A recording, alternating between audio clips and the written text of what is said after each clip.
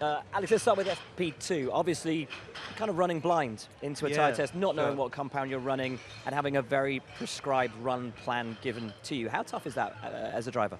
It's a strange one because we never do 3 push in a row in low fuel because the tyres can't do that. And in the long run, of course, I mean, in some respects it's quite cool because no one can actually hide their fuel loads. Everyone's kind of on the same thing. But at the other side of it, it's tricky because we don't drive what we've driven this year. It's very hard for us to actually give constructive feedback because we haven't driven, you know, the tyres from let's say FP1. But they're okay, you know. It's very different out there.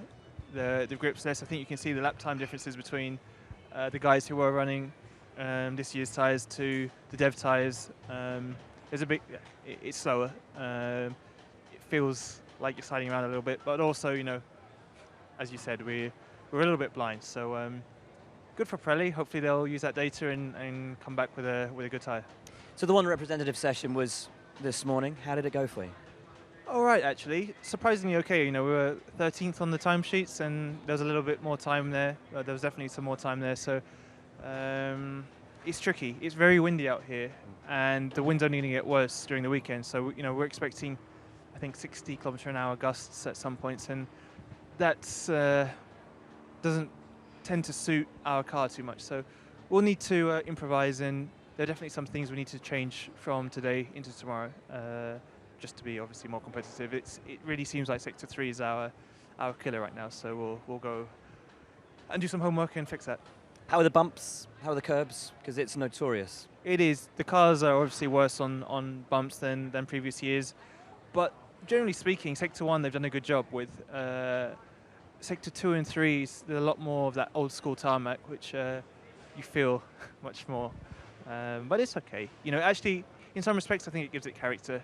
It's nice to sometimes drive tracks that have these kind of, you know, big bumps, and you got to think about your driving. You can't just, you know, brake in the normal places. You have to move around a little bit with your lines to try and avoid some bumps. So I prefer that to, you know, ice rink driving.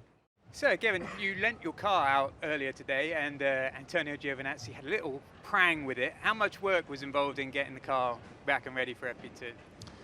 Yeah, there was some work. A few parts got damaged, but you know, these things can happen.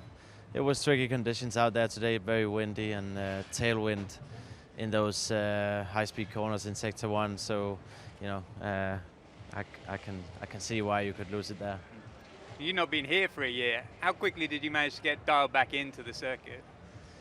Yeah, I feel like it was fairly normal, I guess. It's different with these cars because they're so stiff, and the last cars I drove here was, you know, the older generation, and they were much kind of softer, and all these bumps. It is a bumpy track, so you feel it so much more with these cars, and you know, it can sort of make the car snap in a couple of places, and you know, I would say it's actually a little more difficult to drive now. And we also obviously had the Pirelli tyre test. Did you get any sense of how those tyres were performing, even if you didn't know what compounds you were on at a particular moment? Very difficult for me because I didn't drive the current year tyres in FP1, so I don't have any reference. I can only say they felt pretty normal. Yeah, and just finally looking ahead to tomorrow, what kind of car do you think you can get dialed in for qualifying?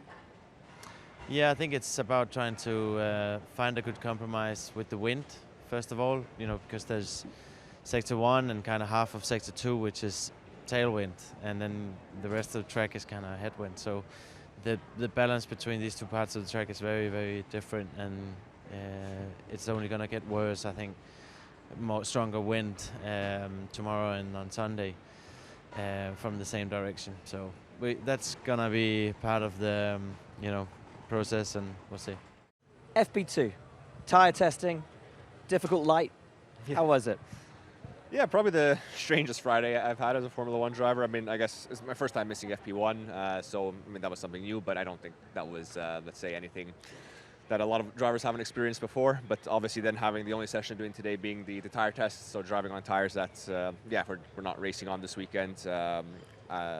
I didn't use any of the tires that we are going to be racing on, so I just used the tire test tires, let's say. So not only that, but then the sequence of how you do the run plan, because it's obviously prescribed from Pirelli with your just push, which normally is always just cool down laps to try and get the most out of them. So it was very strange. Tires not offering a lot of grip out there, but we were on very hard compounds, harder than we're going to be racing on. So it was a strange day. So I guess the only thing I could take from today is just the kind of getting in the rhythm of the track and whatnot. But it's going to feel very different tomorrow when we're back on the real tires. How strange is it that your weekend doesn't really start until tomorrow morning? Yeah, it's definitely not ideal, but that's how it is, and we just got to try and maximize and try and take whatever little things we can from today, which, to be honest, is not much, and just try and be as start off as strong as we can in FP3 and maximize the few laps we're going to have. From the feedback that the guys gave from FP1, where have you heard you may be in the general sort of pecking order? I guess it's tricky to say. I mean, obviously, I can only go off, let's say, the most consistent reference in the team, which is Alex, obviously driving an FP1. So, I mean, it's tricky because you never know what everyone's doing in FP1. It didn't look too bad for him in FP1, so hopefully that's something we could shoot for. We're always targeting to be at least into Q2. But it'll be tricky because it's only going to get windier tomorrow. We know it's not going to suit our car. It's supposed to be very hot across the whole weekend. So, again, managing the tires, we know we're already down on downforce. It could be very tricky in the race. But, yeah, we'll hope to try and, let's say, overperform the baseline package we have.